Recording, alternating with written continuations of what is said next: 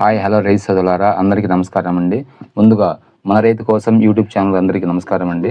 మనం ఈరోజు జిప్సం గురించి మాట్లాడతామండి. అసలు జిప్సం అంటే ఏమిటి, జిప్సం ఎన్ని రకాలు, జిప్సం ఎప్పుడు వాడాలా, వాడినందువల్ల ఉపయోగాలు ఏమిటి అనే దాని గురించి ఈరోజు టాపిక్ అండి. సో మనం జిప్సం అనేది రెండు రకాల కలయిక ఉంటుందండి. కాల్షియం, సల్ఫర్ అండి, ఈ రెండు కలయిక ఉంటుందండి. సో కాల్షియం అనేది కణజాల నిర్మాణం, వేర్లు పెరుగుదలకు మరియు కాయ నాణ్యతకి ఉపయోగపడుతుంది. సల్ఫర్ అనేది మొక్కలో క్లోరిఫై ఉత్పత్తికి, ఘాటు మరియు మంచి రంగు రావడానికి ఉపయోగపడుతుంది. తర్వాత మిరప పంటలో జిప్సం ఎందుకు వాడాలి? జిప్సం అనేది కాయ కుళ్ళు నివారించడానికి ఒకటి, తర్వాత మంచి రంగు ఘాటుతనాన్ని ఇస్తుంది, తర్వాత నేల స్వభావం కూడా మారుస్తుంది. సో వీటి వల్ల ఏంటంటే కాయ కుళ్ళు అనేది రాదు, తర్వాత కాయ మంచి కలర్ వస్తుంది, సల్ఫర్ వల్ల విత్తన సామర్థ్యం పెరుగుతుంది. తర్వాత మనకు నేల స్వభావం అనేది బాగా డెవలప్ అవుతుంది. అంటే నేల బాగా గుల్లబారి మెత్తగా ఉంటుంది, వదులుగా ఉంటుంది. వర్షాలు పడ్డప్పుడు వర్షాన్ని పీల్చుకొని మొక్కకు అందిస్తుంది. ఎప్పుడు పెట్టినా కానీ భూమి అనేది మనకు మెత్తగా ఉంటుంది, గట్టి పడటం అనేది రాదు. సో మిరపలో ఏ టైం వాడాలంటే ఆఖరి దిక్కులో వాడాలండి.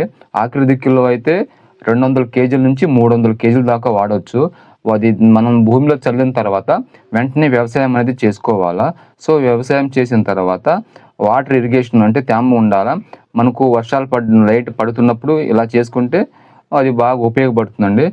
తర్వాత ఏంటంటే మనకు మిర్చి నాటినాక 30 నుండి 40 రోజుల సమయంలో 50 నుండి 80 కేజీలు మాత్రమే వేసుకోవాలా. దుక్కిలో వేసినంత మాత్రాన ఎక్కువ క్వాంటిటీ మొక్కలు నాటిన తర్వాత వేయకూడదండి.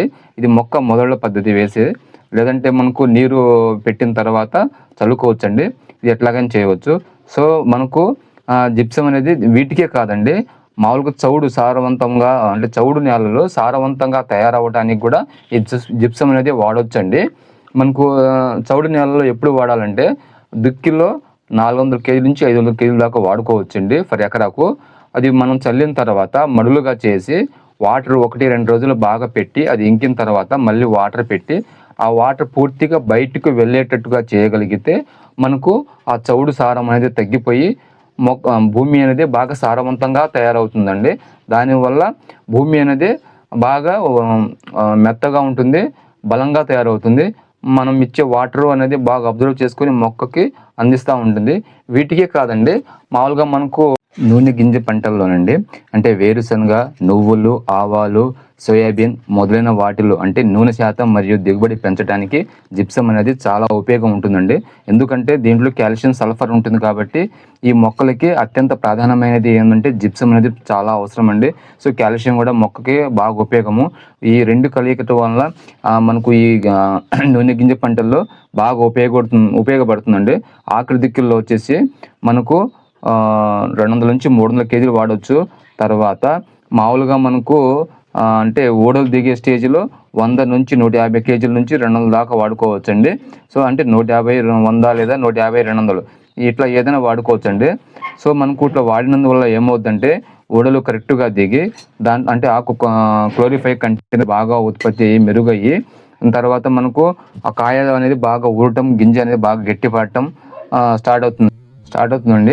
దుక్కిలో అయితే మామూలుగా ఈ విధంగా మనకు బ్యాగుల్స్ అనేది ఎకరాకు ఈ విధంగా అక్కడక్కడ వేసుకొని చేను మొత్తం సమాంతరంగా వచ్చేటట్టుగా చల్లుకోవాలండి.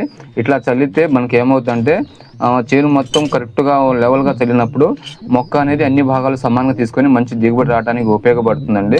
ముఖ్య సూచనలండి, జిప్సం చల్లిన వెంటనే నేలలో తగినంత తేమ అనేది కంపల్సరీ ఉండాలండి.